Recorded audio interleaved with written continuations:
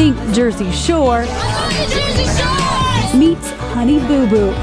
Instead of fist pumping and GTL, it's muddin' and ATVs. This is the age of the Southern crazy character. There's no question about it. They represent an exaggerated image of the lives of rural people who deal with their hands. Countdown in 3, 2, 1. All right, here we are again. Big John. Big is also the term I would describe the past week, wouldn't you say? Huge. So you wouldn't say. Great, got it. We're already off on a great foot here. There is nothing that can describe the past few days. Well, why don't you... Except huge. Okay, all right. Agree to disagree, big, huge, whatever it is. Past couple days, few days, however many days you want to call it. You know, it's funny that we hate Hillbilly Elegy so much, and yet it has been probably one of the best things for us, ironically, as far as getting new listeners is concerned, which I think we got a lot this week, and we're extremely grateful for. And what a better way to accumulate them than through a mutual disdain for the book Hillbilly Elegy. Anytime. I think that's the misconception, too. I got a little bit of flack for people saying like we were pumping up Hillbilly Elegy too much. I think there was a couple comments where people were like, if you talk about it so much, people are going to go watch it. Our whole point is if you don't talk about it, people are going to watch it. I mean, yeah. Netflix literally, they must not have heard that like my household fucking hates Hillbilly Elegy because they tried to add my wife to a group to watch Hillbilly Elegy. So, I mean, they're going to play it up no matter what. It doesn't matter if we talk about it. Yeah, I'm flattered that people think that we have as many followers as Netflix. and That's what I told Ron Taylor. Howard and Glenn Close and Amy Adams. Yeah. Flattered.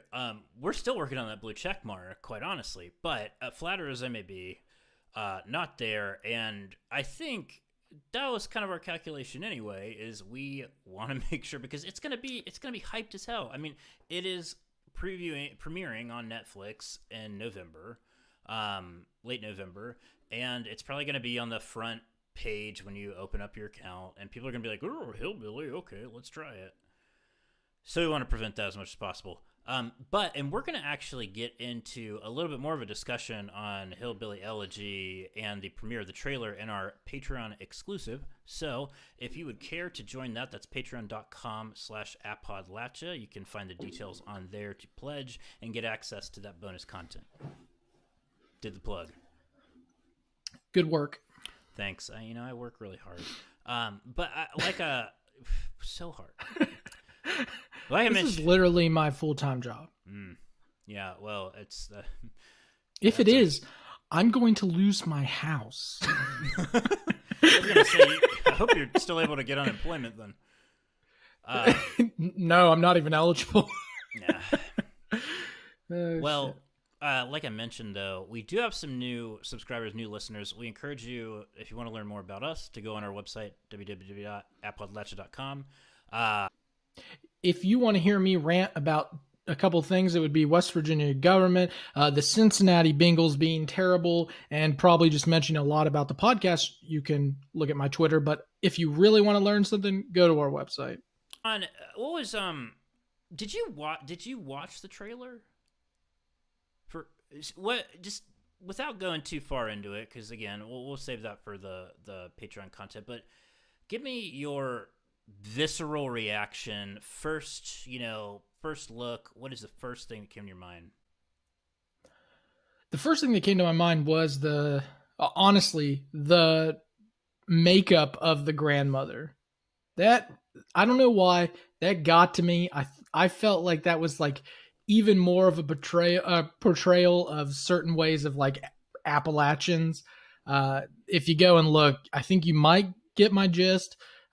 But it's exactly what I thought it would be. That's the simplest way to put it. Yeah, I have a similar take. I was sitting there wondering, as I have been since they announced the cast list for this, why after such accomplished careers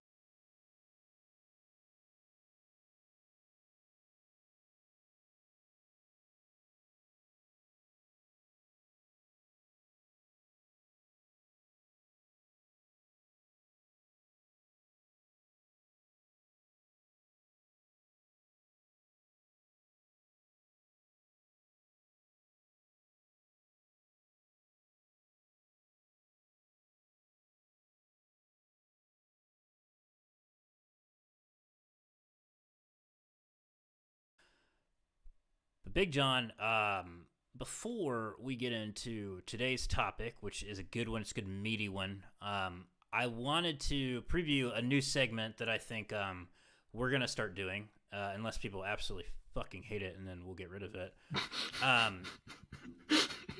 Which, you know, we give the people what they want, and that's secretly why we put Beef with Big John last, is we hope people click off before before they listen to it. We just want to give them that off, man. You know, like that's why I do the warm up music, because if people want out, they know when.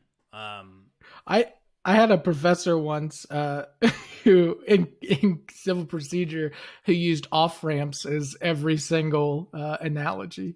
So I'm glad that you just did that. Well, it's a great one. You know, it's really soft. Get it out of there. Anyway, new segment. I call it Appalachia. That's right. A little play on words there. I like numbers. I think numbers tell a really important story, and I think a lot of times they tell an important story about Appalachia. And this is a new segment that we're going to do where we share a data point about Appalachia and discuss it. Pretty simple, pretty straightforward. Most of the time, I'm not going to tell John what it is, because I like him to improvise and riff like he used to do in his debate days. So I don't know that have you looked at this? No. Perfect. All right.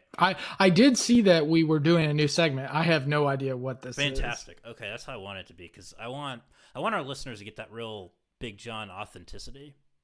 And they're going to get it. We're going to get it. Data point for today. John comes to us from the great state of Tennessee, the great Appalachian state of Tennessee. The number is 9.1%. And that... You want me to guess what that is? 9.1, and this is Tennessee, 9.1%. Yep. The percentage of senators that get high or drunk on a nightly basis. Ooh. We're talking state senators or federal? State, because I've seen some of the legislation down there, and they either got to be high or drunk. Well, that's interesting. I think it's a good guess. I would say that 9.1% is awful low. Well, that was my guess too, but I just had to take my shot. That's fair. No, I'd shoot your shot. You know, that's your motto. I appreciate that. And you know, after this, we'll look up that statistic and bring it back to you next week. But no, 9.1% is actually a good thing. It is the increase in the first day of early voting in Tennessee compared to 2016. So in 2016. We're now in 2020. Early voting on the first day is up 9.1%. Wow. That's huge. It's a big ups to them. And I believe in Georgia, too, it is up pretty high as well. And I've heard anecdotally North Carolina, too. 9.1% is a big jump. We want to see more people voting. And the reason I put this in here for today is that when you're listening to this, it'll be Tuesday, and I believe that will be exactly 2 weeks. Am I right, John? 2 weeks away from Election Day. Yeah. It has been creeping up. And I think that your statistic, this 9.1%, I think it's only going to keep going. This will be, I think, one of the highest turnouts that we've seen. Absolutely. People are sick and tired, no matter what side they're on, Republican, Democrat, Libertarian. They're just sick and tired of what's going on, whether or not they agree with the president or not. People are motivated to vote. This is something we didn't see in 2016. And let's face it, too, Biden is a great guy, right? We all know that he's a decent human being. We've seen the things, but he's not a massive motivator like you saw in Barack Obama, right? Barack got people, he drove people to the polls. Well, the things happening right now, coronavirus, Donald Trump, all of these other different things that are happening, and even, some would argue on the conservative side, Black Lives Matter, those things are driving people to the polls. So we're seeing a massive difference. And I think people are going to continue to be motivated through Election Day. I would say even on the progressive side, I think Black Lives Matter, they'd argue the same thing. Exactly. One way, and I just wanted to give an example of what is motivating. You got the people who are like, I'm not watching the NFL anymore. Those people. Yeah, LeBron James is Antifa. Proud Boys. I read it. Proud Boys. I read it on QAnon.com. It is true. I've also been on that website, and I can say, it's some pretty heavy stuff. It's weird. It's No, weird. it's fucked up, man. People are nuts. Yeah, no. I could buy a kidney on there. Are you sure you're not on the Silk Road? Shit. Anyway, I think this is good. I wanted to put this in here, of course, because we're so close to election day. We've talked about the election, a number of times, but not really placed a hard emphasis on it. We'll post the early voting days on social media after this, but I'm pretty sure that almost every, if not every, Appalachian state currently can early vote right now. Make sure you do it. What is the date today? What's the date when this comes out? This will be 20th. It's the 18th. I think West Virginia starts the 21st. Okay, so we'll post those dates, and if you aren't in early voting right now, you will be shortly. And I think it's the 21st, October 21st. Okay, October 21st for West Virginia. That will be Wednesday, so it'll be tomorrow if you're listening to this on the day that it comes out. Wednesday, October 21st. But we'll post all Make of sure them. you make a plan to vote.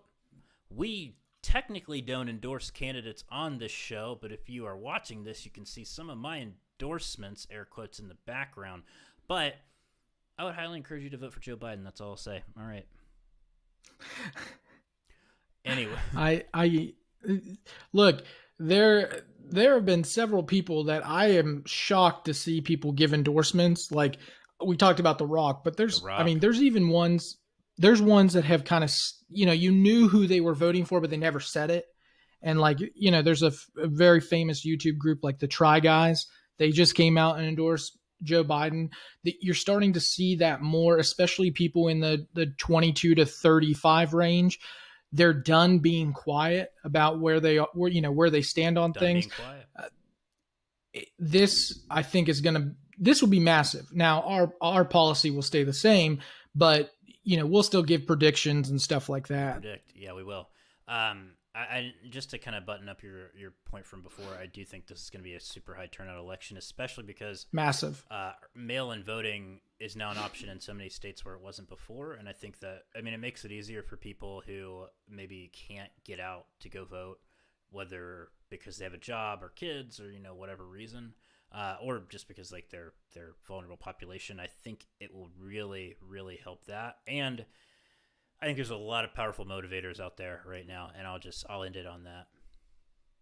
Well, let's remember too, this will be one of the first elections, at least in a while. We don't know who the president is on election night. There won't be we probably won't know. It's going to be tough for them to know. The amount of mail-in ballots that are coming in currently should be enough to sway it until at least the next day. Now, Trump is arguing that it's going to be at least a month. That's horseshit. That's a guy who's trying to hold on to his power as long as he can in case he loses. But I do think that we're going to have some questions going into, the next day, even maybe the next week.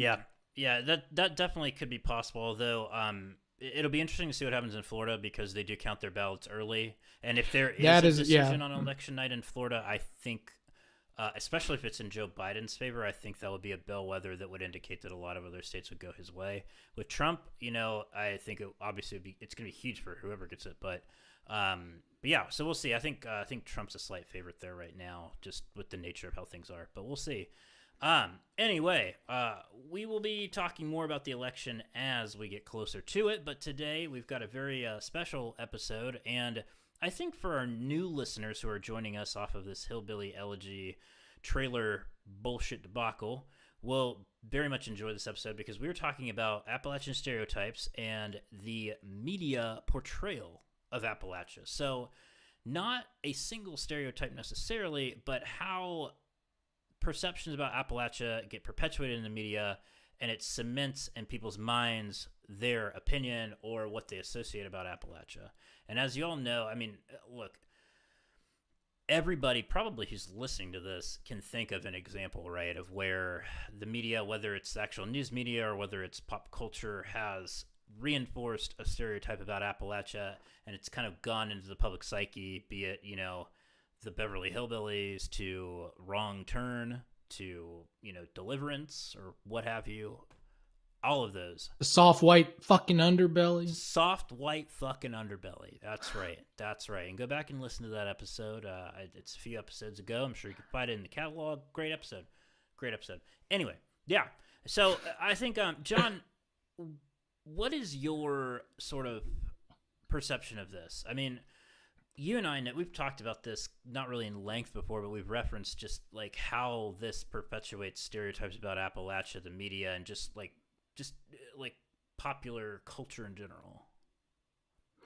This is one of those things that unfortunately has become a way for media to get attention. It's the ability to get clicks. We've moved into that in this society. It's no longer about actually portraying newsworthy articles. It's about getting clicks. It's about getting views. It's about getting ratings.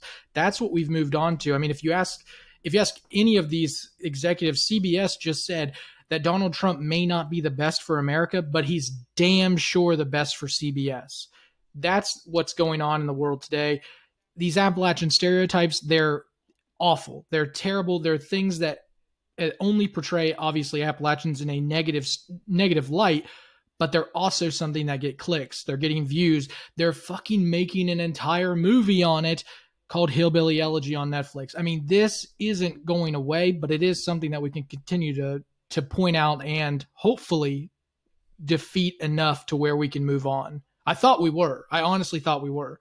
But now we're jumping right back into it. Yeah, and that's something that I think for Appalachia you're always going to have to fight. But what we try to do is we try to push back on those stereotypes and put into the media ecosystem a different take, an alternative take, and an accurate one.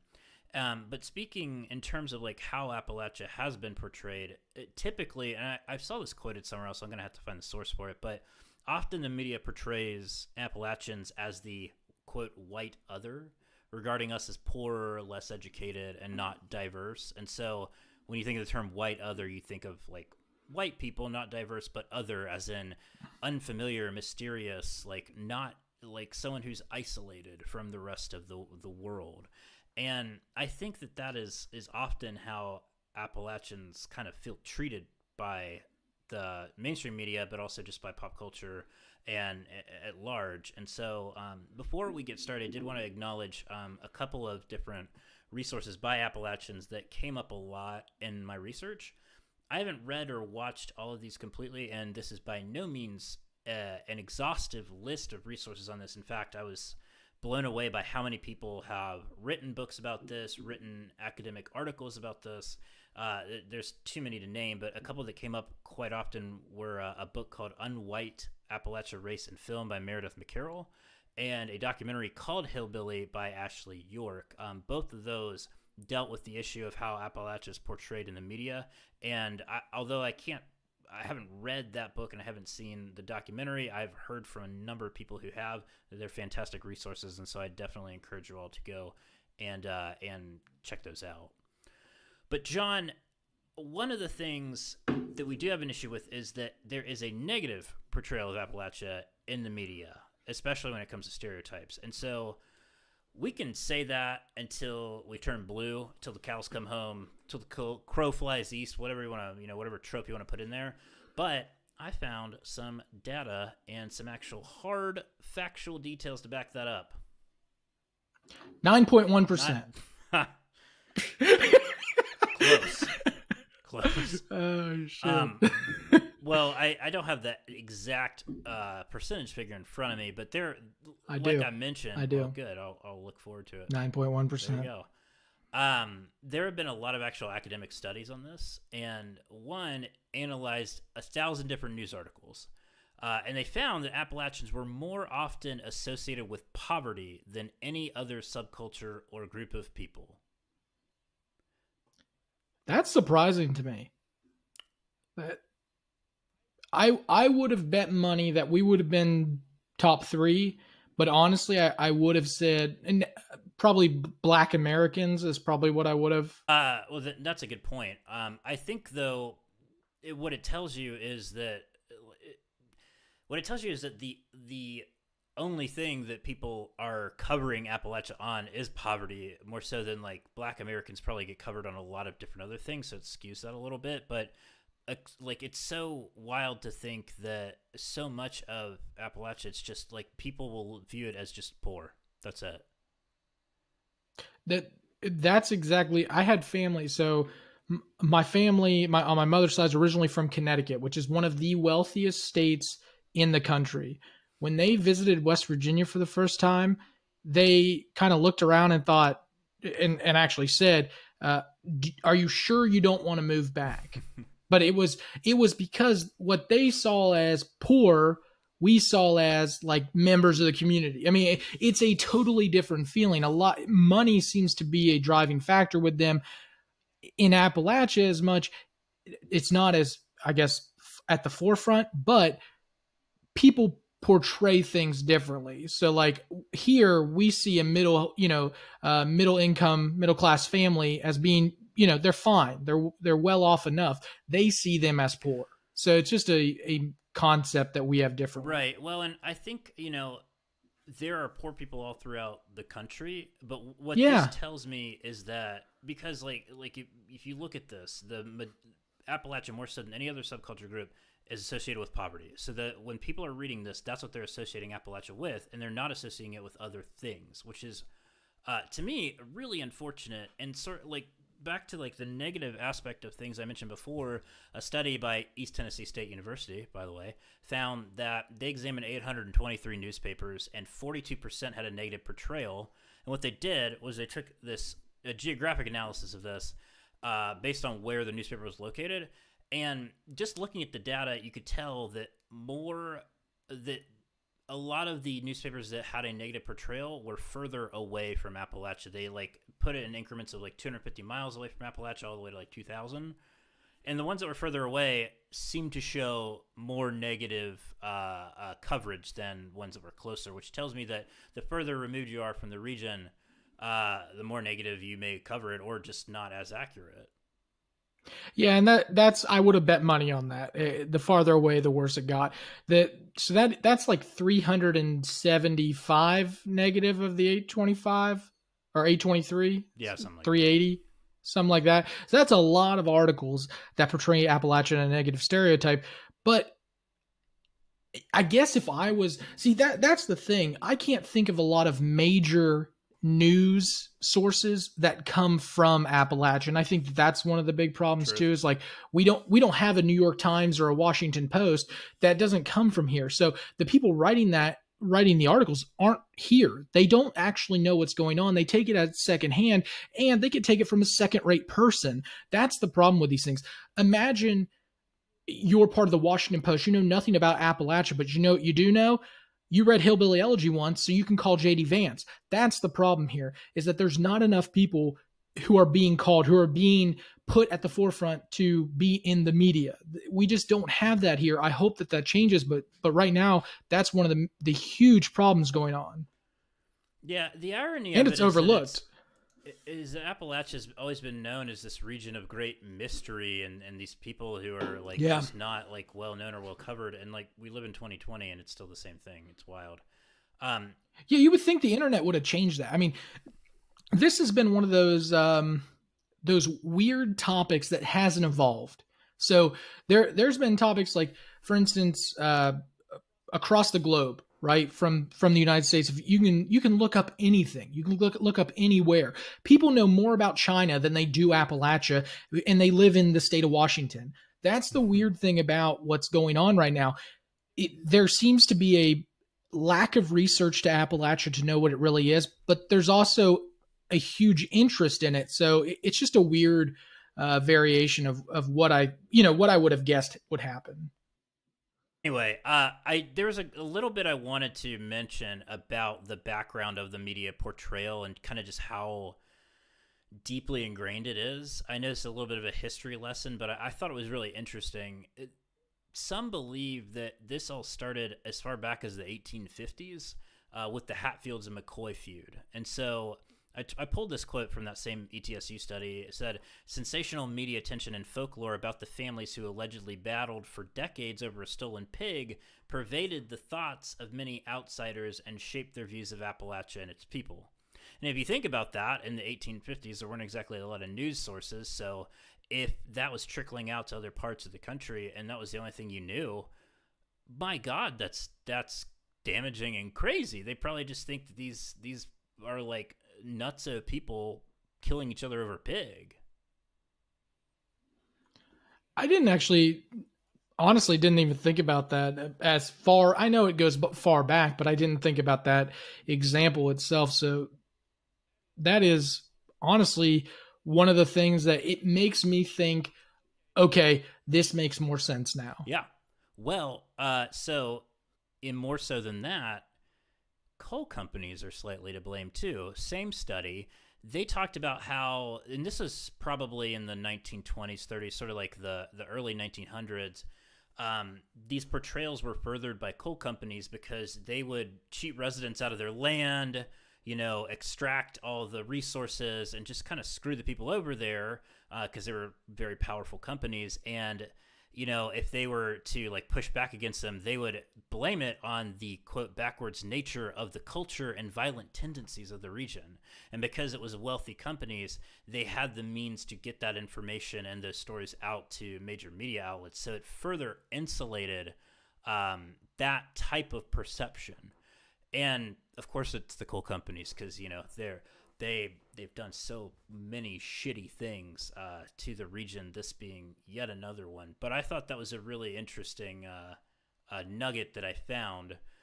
The last thing, though, John, and I think this is something that probably our listeners will know the most about is, and again, this same study, which I pulled this from, they described the biggest triggering event was likely the 1960s war on poverty, where images that were taken in the region, they sent photographers down here and those pictures were blasted all over publications. Those images painted a picture of Appalachia that supported the stereotypes of poor, uneducated and what have you. And so those like images were kind of ensconced in people's brains. Yeah, I mean, we see this all the time on any type of media. I think it's getting worse now, but maybe not. Maybe it's always been like this. Because if you look, no matter what article you want to write, you can always find a way to create context. So, for instance, if you want to write something on the Black Lives Matter group at one way or the other, if you want to say like these people are, riled up and they're inciting violence, you could easily take a picture of somebody defending themselves and be like, there you go, inciting violence. But you could do it the other way too, where a police officer's pushing someone back and then boom, police officer hits person. I mean, and I'm not saying either thing doesn't happen, but it's easy to create context, especially with pictures. It's always happened, I guess, according to this. It's one of those things too that one person who was really good at it, Chuck, and I think you'll agree with me, was John F. Kennedy. When he visited West Virginia, if you go back and look, the pictures that he took and put on his, political campaign are him going to little shacks in West Virginia and shaking their hands. He was very good at that. Politicians are good at that. And I guess the media as well. I did not know about it going back as far, but it makes sense. Yeah. And it's really instructive, right? Of where we are today, if you think about how much of this has been going on for so long.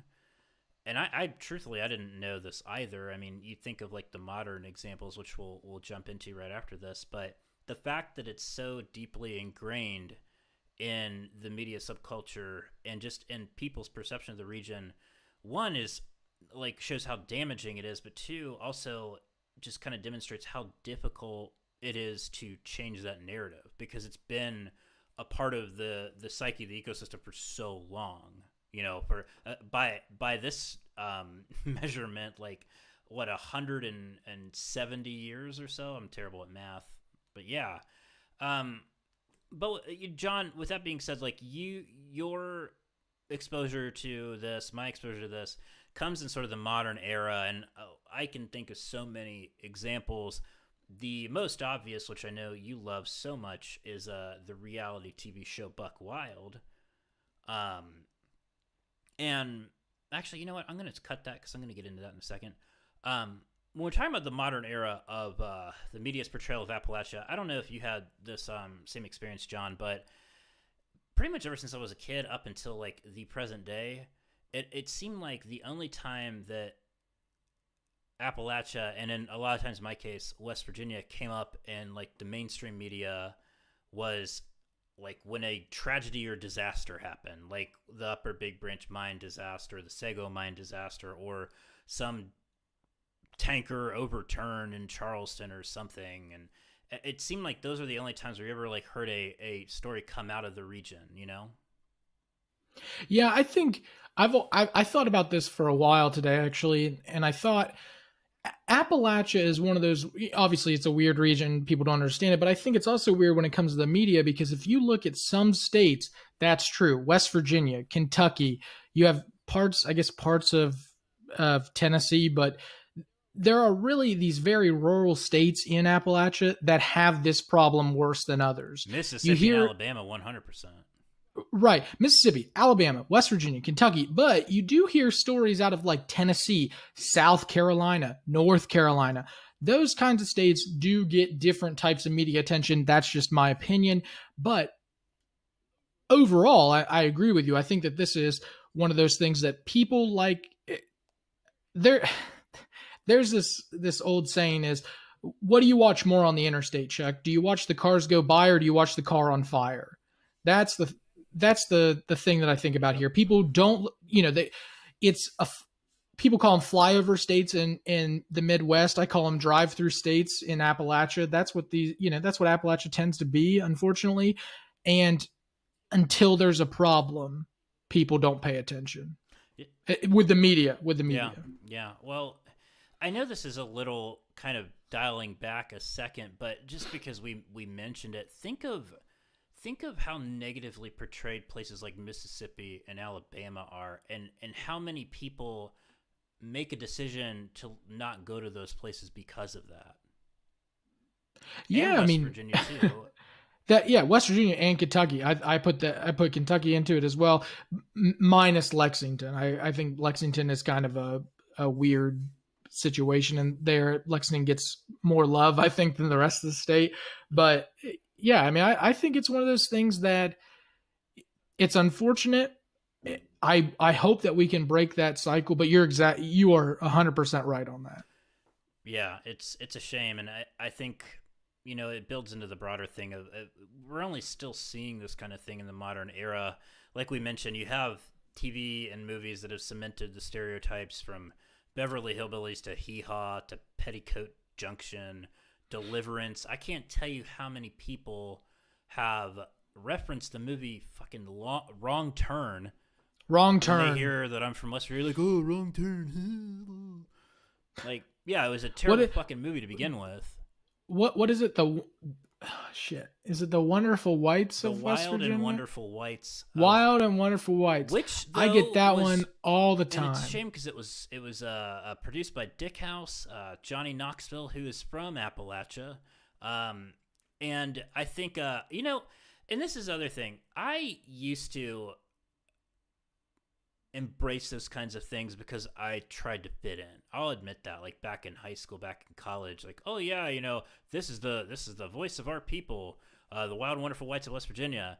And it's a funny documentary, but when you look at it, it's also a fucked up documentary. I mean, people are struggling with opioid addiction in it and mental health issues, and we're making a joke about it. And I look back even as recently as 4 or 5 years ago, like watching that and using it as entertainment and suggesting it to my friends, and I'm kind of horrified at it now because it just highlighted all those stereotypes and was a perfect vessel for people to kind of just have enjoyment and entertainment at other people's sorrows. And I can confirm that Chuck was the type of person that he's talking about. I mean, total douchebag in high school. I mean... Somehow I was a total douchebag in high school, but he still roomed with me in college, ladies and gentlemen. I got stuck there. No friends. Anyway, Hey, listen, I never said I wasn't one of them. I just said that's what you were. Two douchebags together. Two douchebags, one podcast. New name right there. All right.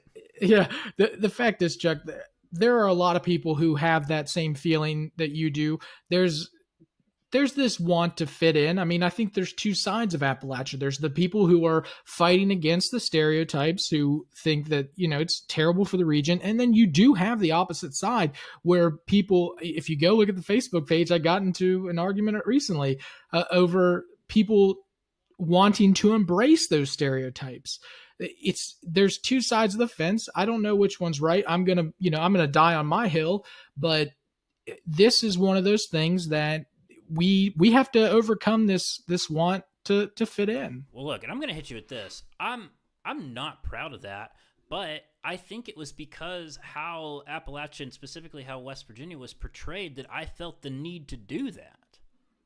I'm not blaming it entirely on that, by the way. Like, I will take responsibility for the fact that I should have appreciated where I was from more when I was younger, but had there not been such a negative opinion and portrayal of Appalachia, I would have never even thought of embracing that or doing that.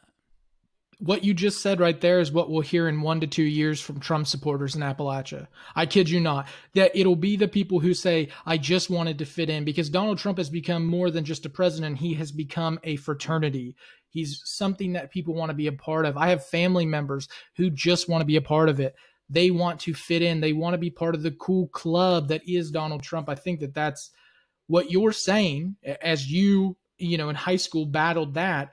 I think there's going to be people at the same age and older who are battling this. Absolutely. Absolutely. And it's, it's a shame. But one of the shows that I think we wanted to highlight before we move into sort of the second part of this, which is how it relates to Trump in the election, is a reality TV show called Buck Wild.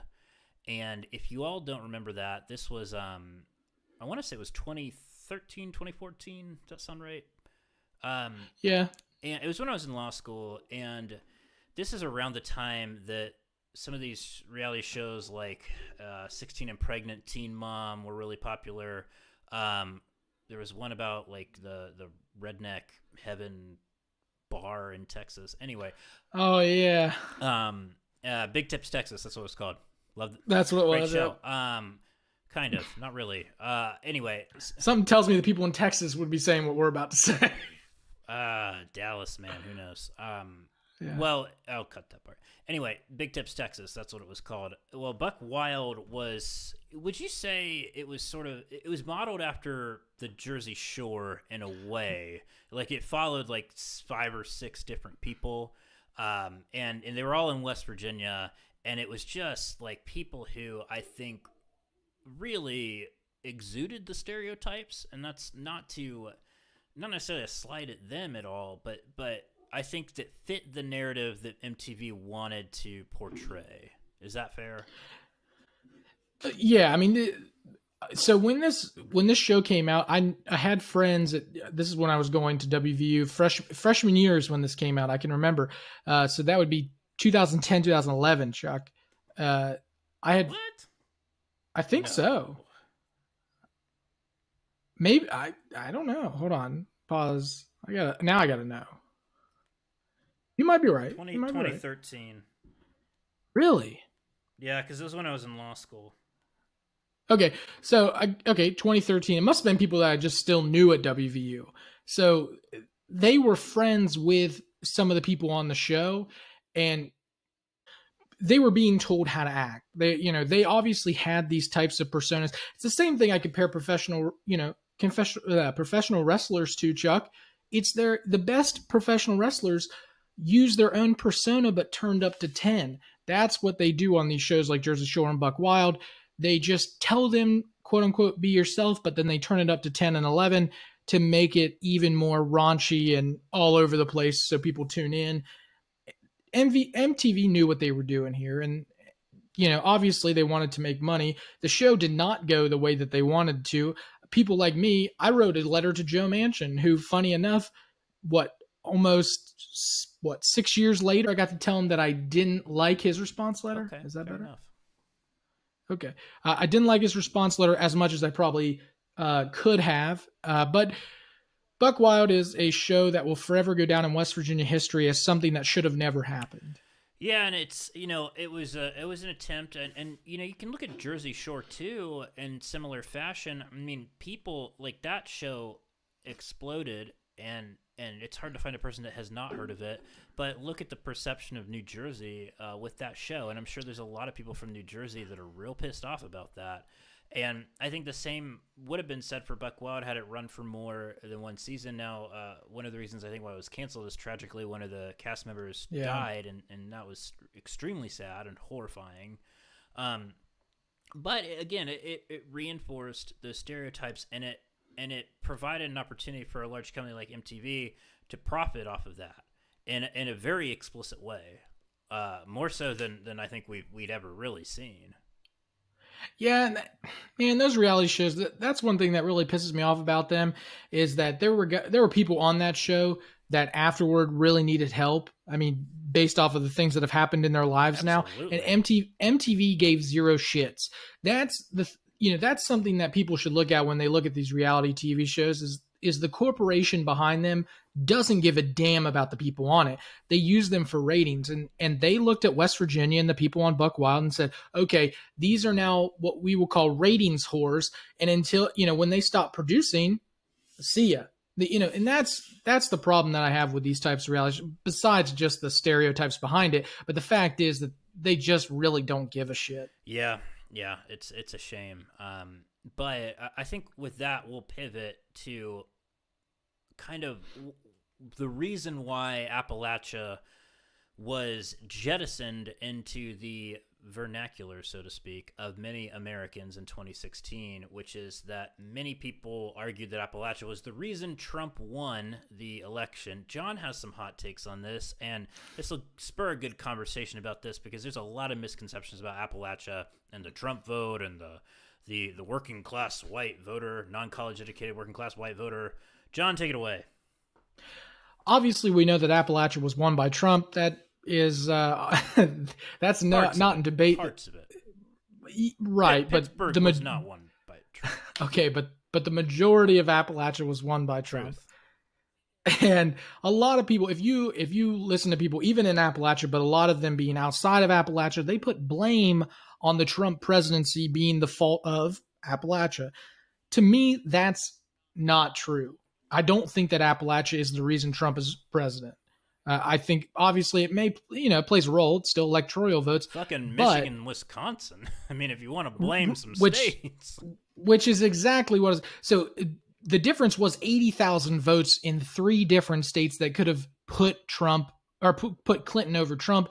Those were Pennsylvania, Michigan, and Wisconsin. Only one of them being from Appalachia. Obviously, Pennsylvania is a state that could go either way, but it went Trump's way. Here is the difference. Trump won he won Michigan by 0.2, he won Pennsylvania by 0.7, and he won Wisconsin by 0.8. So getting off just those 3 states, Chuck, I think there's something else that we have to look at, and that's where Appalachia was in 2016. Obviously, if you look at where the economy is for Appalachia, it's kind of, again, once we look at the Barack Obama presidency, it's still the child left behind. I'm citing that obviously from the George Bush No Child Left Behind Act or bullshit, whatever you want to call it. The fact here is Appalachia was once again left behind when the economy was booming and on the way up. It's one of those things that Appalachians at that point are getting angry. They are wanting a change but don't really know where to put their money. Big thing here, and I will argue this until the end of time. I think Hillary Clinton did a terrible job with campaign messaging in Appalachia, Chuck.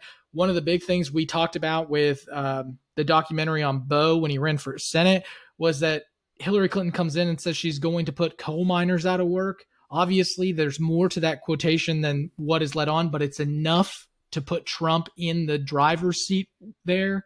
That's a huge issue. It absolutely was. And, I think this often happens is that it gets ignored, and it's a very diverse region. I mean, it starts with, if you want to go by the ARC definition, it starts at upstate New York, goes down clear to Mississippi.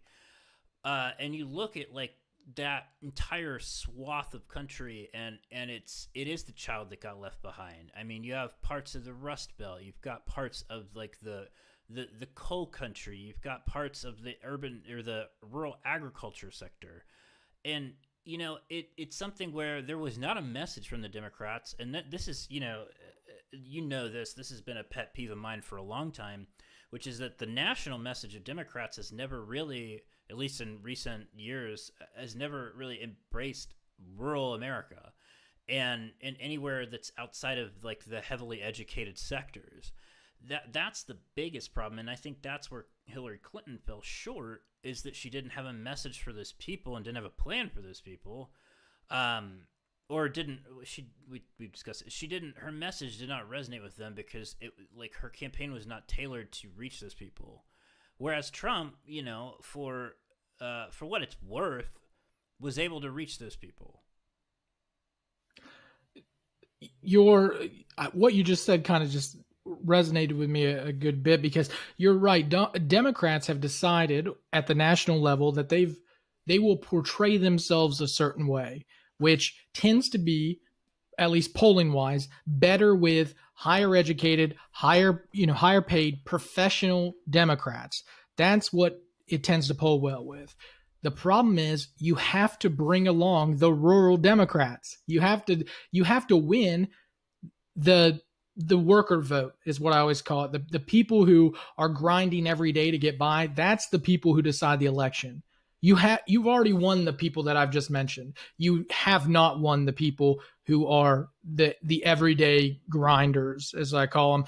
The big thing is Democrats in the 50s, 60s, 70s, 80s were phenomenal at getting those people to vote and getting their votes, because they were able to stabilize unions. They were able to stabilize wages. They were able to help people with Social Security. These are the things that have to come from Democrats rather than this. I think that there's a feeling at least the national level, they come off as better than, and that's the problem. Well, and so getting back to the subject of the episode, the media portrayal of Appalachia is also that it's conservative Republican, and that Democrats should just write it off, and that is far from the truth. That's far from true. We talk about West Virginia it was a solidly blue state for a really, really long time. Tennessee had a very solidly blue state for a really, really long time. Kentucky, same thing. Ohio, very purplish blue state. Pennsylvania, same thing. You look throughout this region, it's not because this is just unwinnable territory. It's because there's been a media perception that we are backwards thinkers, backwards voters who vote against our interests.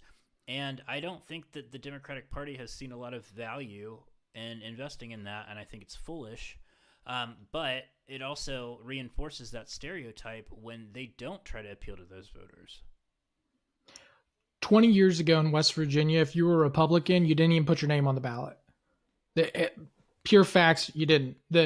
Unless you had a certain, it's flipped 100%, but unless you had a certain region that you knew was conservative enough to get you the votes, or at least get you close, you put your name on the ballot. But otherwise, it was solid Democrat.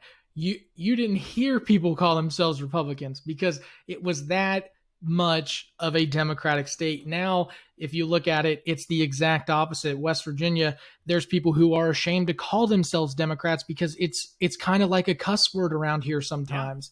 Yeah. That's the problem. Is national politics have really poisoned the Democrats when it comes to rural America. Killed their brand. Conservatives crushed it. And there's a person that I know named Judy. She has a great saying: Republicans are great at winning elections, but they're terrible at governing. Democrats couldn't win an election to save their lives, but when they're in office, they can save lives. That's the big thing here. Is Democrats have to get better when it comes to rural America. And trust me, as somebody who ran on the Democratic ticket, Chuck, I'm gonna break the fourth wall here, but I can tell you this. State Democratic parties are suffering due to national politics. It's one of those things that you can't get over. nobody knows. If I go up to somebody's door, no one is going to know John Eisner right off the bat, but I'll tell you who they do know: Chuck Schumer, Nancy Pelosi, all AOC, all of the people that they want to target and conservatives want them to target, they're able to do. You have to be able to combat that, and right now the Democrats aren't doing that. It's true.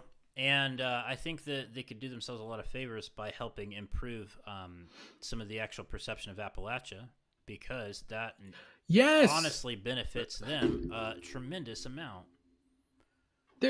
There's a reason why people have elected Republicans in all 3 districts of West Virginia. There's a reason why Mitch McConnell continues to win Kentucky. Unless you start to figure it out, that will continue to happen. There's a reason why in 2010, in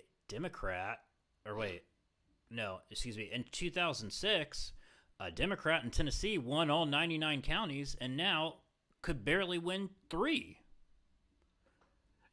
Right. And it's not just because all of a sudden these Republicans just started like crawling out of the woodwork. It's because, number one, like this is a very complicated thing. I mean, gerrymandering, all that. But a lot of it too is like you look and you can directly tie a lot of like investment from National Democratic Party to local wins based on the perception of Appalachia.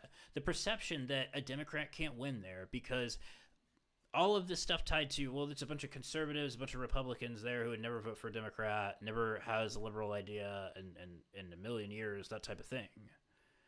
I mean, do you bring it full circle? Yeah.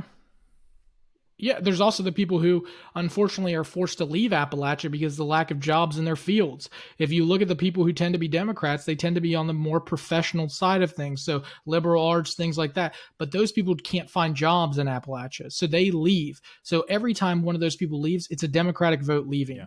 Conservatives continue to reign. That's the way it's going to be until Democrats start to figure it out. But another big thing, Chuck, is to remember, we talk all the time about how Appalachia is coming off as this conservative area. Chuck, in the last 4 years, 2 Democrats have won major seats in places like West Virginia. Joe Manchin won just in 2018. He beat, and now I know he's not obviously the most Democratic of Democratic senators, but he still has a D next to his name. And let's not forget in 2016, Chuck, a presidential election, Jim Justice, before he turns into a Republican, wins the governorship as a Democrat.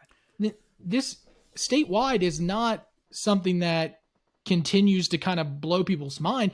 This can happen across all these other states, and you're seeing things, happen to where people are able to win elections if they can run the right campaign. Yeah, for sure. Well, I think we should probably wrap this up, and I think what we'll do is we'll wrap the part about Hillbilly Elegy and the media perception of the region into our Patreon exclusive content. So if you would like, you can go onto our Patreon, patreon.com/Appodlachia, and check that out.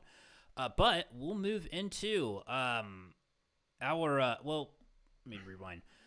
But John, I think this discussion obviously scratches the surface, right? Like, you could talk for days. All of our episodes up to this point could have just been on the media perception of Appalachia.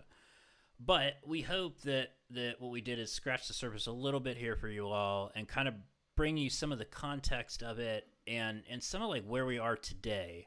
And I think doing things like this show, but also telling your friends about what Appalachia really is, sharing the show, if you will, but being a positive example of what Appalachia is and who we are is one of the best ways that we can work to change that narrative. Agreed. Obviously, I'm going through and giving people stickers. That's what I've been doing. What?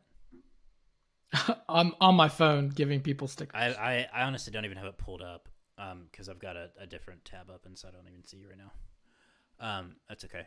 But with that being said, we'll put a button on that and open the door to, one of the best segments that we have, second only to Appalachia. Which is, and I saw you had something on the grill. It wasn't beef on the grill, but on this show, it's beef all the time because it's beef with Big John. Ladies and gentlemen, live from Parkersburg, West by God, Virginia, it's the 18 Husky himself, Beef with Big John.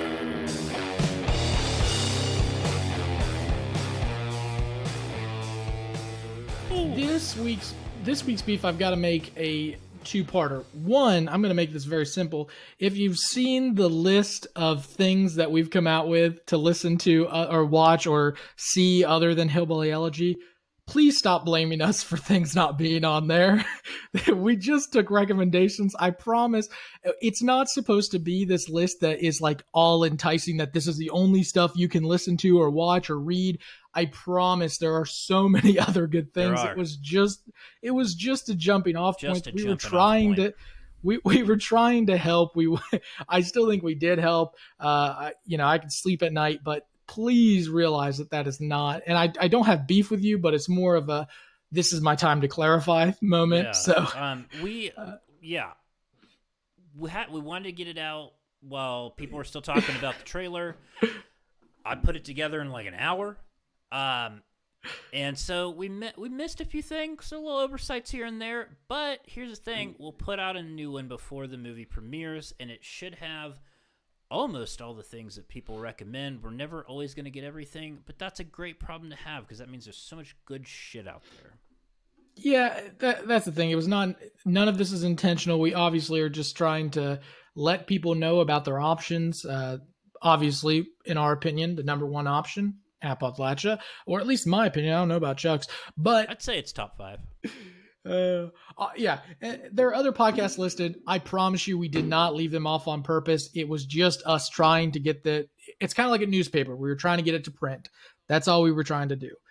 We will update it as we go, and hopefully it'll be a good resource for everyone. But now, who I've got beef with. And Chuck, on the grill today, I had pork, by the way. Pork ribs, spare ribs. They were delicious. But I've got beef. Chuck, you're going to know it. You're going to love it.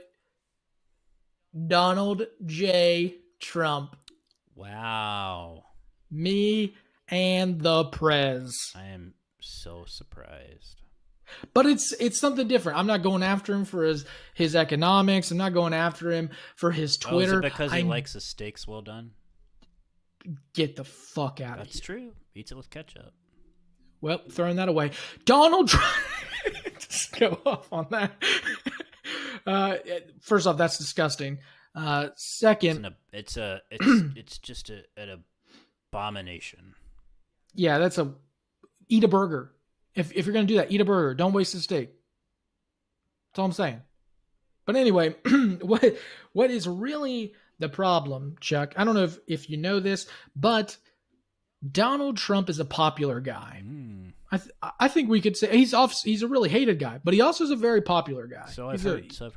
He's very polarizing. Chuck, would you say anyone in the country or even anyone in the world is more popular than Donald Trump? Yeah. Who? Taylor Swift. Taylor Swift. I always think of maybe The Rock. I think The Rock is the most loved individual. Rock, yeah, The Rock. Yeah, Taylor Swift. God. The Pope. Oh, funny you mentioned God. Donald Trump came out just yesterday at his rally in North Carolina and decided that he would let everyone know that he is the most popular person behind one person. And that's Jesus Christ himself. Wow. Well, I mean, I haven't seen the polling on it, but... Well, here's the polls. Donald Trump has an approval rating in the low 40s. That's right. Jesus was known to crack 50, I think, if I recall Jesus correctly. Jesus, I think at last poll was like 53, something like that. It was obviously not doing... It was after he turned water into wine, and people were like, oh, all right, that's pretty dope. Yeah, he got to the 70s at that point. Everybody was drunk when they took the poll. But that's the right. big thing... Then he's like, no sex before marriage. They're like, whoa, no. I'm kidding. Yeah. Anyway, Donald Trump says that he is the second most popular person behind Jesus Christ himself. This is a guy who right now is currently in all of the polls looking like he's going to lose in a landslide. Please do not take that as a reason not to vote. Go out and vote.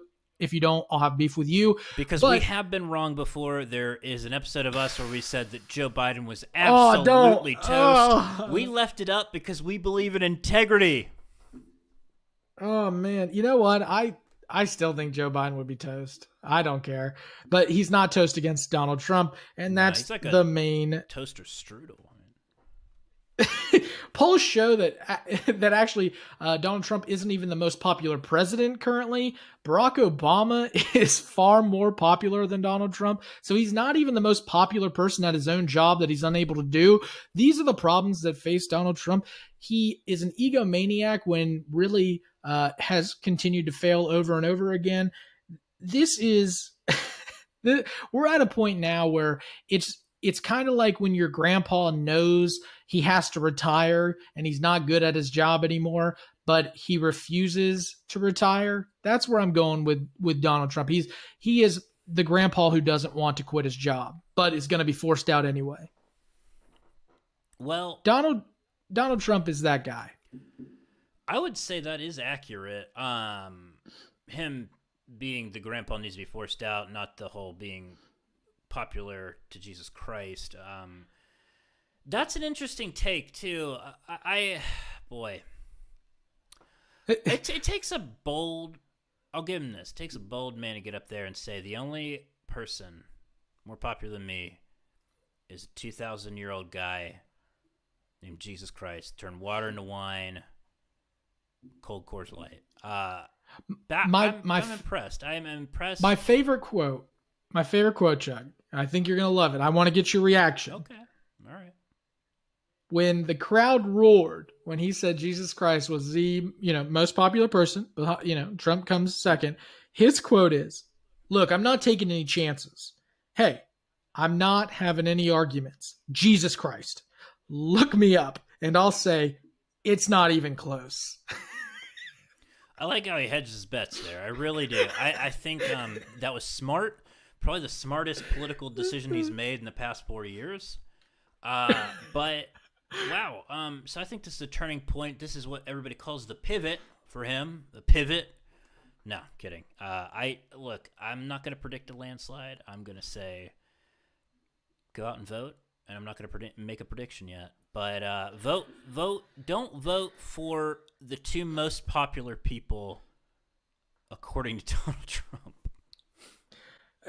Here's my thing. I guess I'm looking forward to November 4th when Donald Trump and Jim Justice can sit down, have 2-for-1 hot dogs, and reminisce about their previous jobs. That's all I'm saying. That's it. That's all I'm saying. They will crush those dogs, man. They will crush. God, they are gonna kill so many dogs, man. I can only wait to see it. Me too.